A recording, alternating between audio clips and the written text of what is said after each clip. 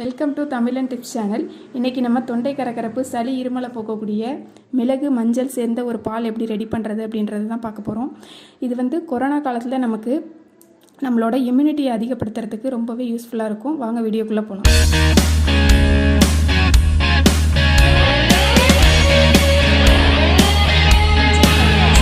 மிளகு போட்டு மஞ்சள் போட்டு எப்படி ஒரு பால் ரெடி பண்ணுறது அப்படின்றத தான் நம்ம பார்க்க போகிறோம்.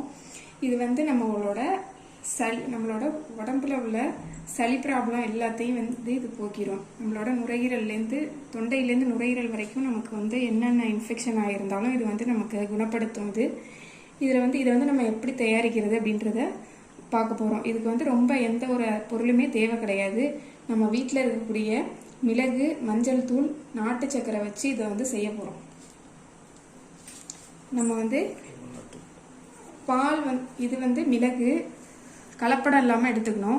இந்த மிளகுல வந்து பப்பாளி விதை கூட காய வச்சு சேர்ப்பாங்க. அது மாதிரிலாம் இல்லாமல் நம்ம சுத்தமான மிளகாய் எடுத்து வச்சுக்கணும். அடுத்து மஞ்சள் தூள், இது வந்து ஒரு ஆன்டிபயோட்டிக், எல்லாருக்குமே தெரியும். இது வந்து நம்ம சாப்பாட்டில் வந்து டெய்லி மஞ்சள் தூள் சேர்த்துக்கிறது ரொம்ப ரொம்ப நல்லது. அடுத்தது நாட்டு சக்கரை, நம்ம வந்து ஒயிட் சுகர் ஆட் பண்ணாமல் நாட்டு சக்கரை சேர்த்துக்க போகிறோம். இதை வந்து தயார் பண்ண போகிறோம் அப்படின்னா, நான் வந்து இப்போ 3 பேருக்கு வந்து எப்படி செய்யறது அப்படின்றத நான் உங்களுக்கு சொல்கிறேன். ஃபஸ்ட்டு 3 பேருக்கு கரெக்டாக 3 டம்ளர் பால் ஊற்றி இதில் வச்சுருக்கேன்.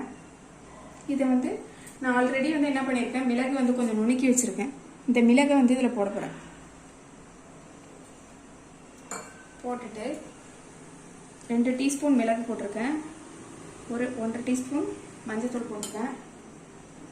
போட்டு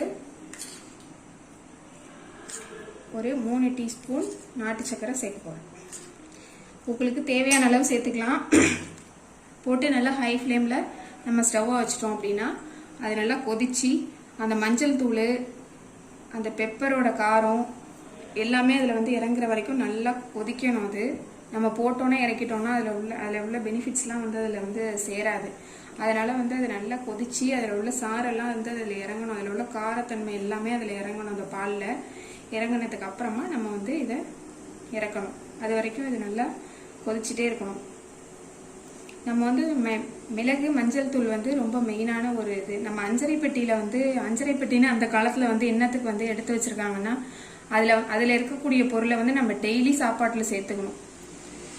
சீரகம், மிளகு, மஞ்சள் தூள், பெருஞ்சீரகம், இது எல்லாத்தையுமே நம்ம வந்து சாப்பாட்டில் வந்து ரெகுலராக சேர்த்துக்கிட்டோம்னாலே நம்ம உடம்புல வந்து எல்லா விதமான நோய் எதிர்ப்பு சக்தியும், நம்ம உடம்புல உள்ள நோய் எதிர்ப்பு சக்தியை கூட்டி நமக்கு நோய் வராமல் இது வந்து காக்கும்.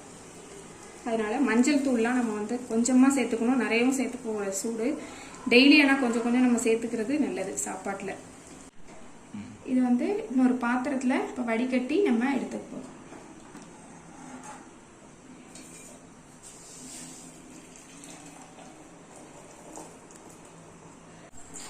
இப்போ இந்த பால் ரெடி ஆயிடுச்சு.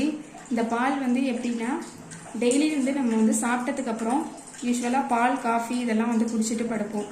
அதுக்கு பதிலாக இந்த மாதிரி மஞ்சள் கலந்த பாலை வாரத்துக்கு 2 தடவை நம்ம எடுத்துக்கும் போது நமக்கு உடம்புக்கு எந்த வித நோயும் வராமல் நம்மளை பாதுகாக்கும்.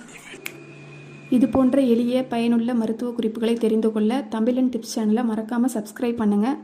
பக்கத்தில் உள்ள பெல் சிம்பலையும் மறக்காமல் கிளிக் பண்ணுங்கள். அப்போ தான் நாங்கள் போடுற அனைத்து வீடியோவும் உங்களுக்கு நோட்டிஃபிகேஷனாக வரும். தேங்க்யூ.